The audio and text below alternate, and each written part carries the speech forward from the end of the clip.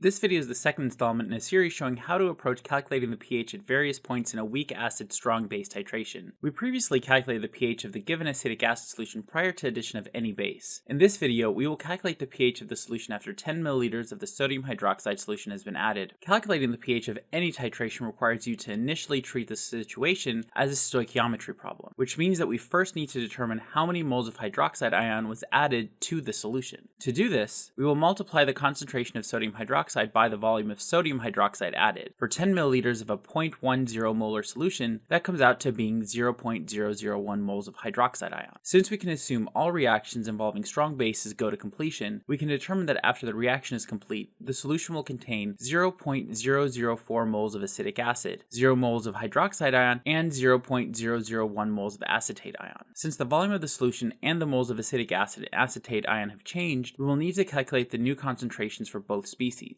This is accomplished by dividing the number of moles of the species by the new volume, in this case 0.06 liters. We can now treat the solution as consisting of a 0.0667 molar concentration of acetic acid and 0.0167 molar concentration of acetate ion. We'll set both of those values aside because they will become important for the next step, which will be to calculate the equilibrium concentrations of acetic acid, acetate, and hydronium ions. To perform this step, we will write out the equilibrium reaction for the protonation of water by acetic acid and set up an ice table. But instead of initially only having a non-zero concentration for acetic acid in the table, we now have a non-zero concentration for acetate ion as well. Our ice table should state that we initially have a concentration of 0.0667 molar of acetic acid and an acetate ion concentration of 0.0167 molar. There shouldn't be any hydronium ion that's present. Again, based on the equilibrium equation for every mole of acetic acid that is consumed, we should produce a mole of acetate ion and a mole of hydronium ion. To signify this stoichiometry in the ice table, we will state that the concentration of acetic acid will decrease by x, and the concentration of both the acetate ion and the hydronium ion will increase by x. Now we can combine the values we have for the initial concentrations and the expected changes to give us equations for our equilibrium concentrations. We can set up our equilibrium expressions where Ka is equal to the concentration of hydronium ion times the concentration of acetate ion over the concentration of acetic acid. Plugging in the equilibrium values from the ice table gives us the mathematical equation 1.8 times 10 to the negative fifth is equal to x times, in parentheses, 0.0167 molar plus x over 0.0667 minus x. We can now solve for x by doing some algebraic manipulations of the equation and using the quadratic equation, which will give a value of x equal to 7.2 times 10 to the negative 5 molar, which then is also the concentration of the hydronium ion. We can now solve for the pH by taking the negative log of the hydronium concentration, and it will get a final result of 4.14 for the pH. Alternatively, you can also use the Henderson-Hasselbalch equation to solve for the pH in this case, as demonstrated in another video.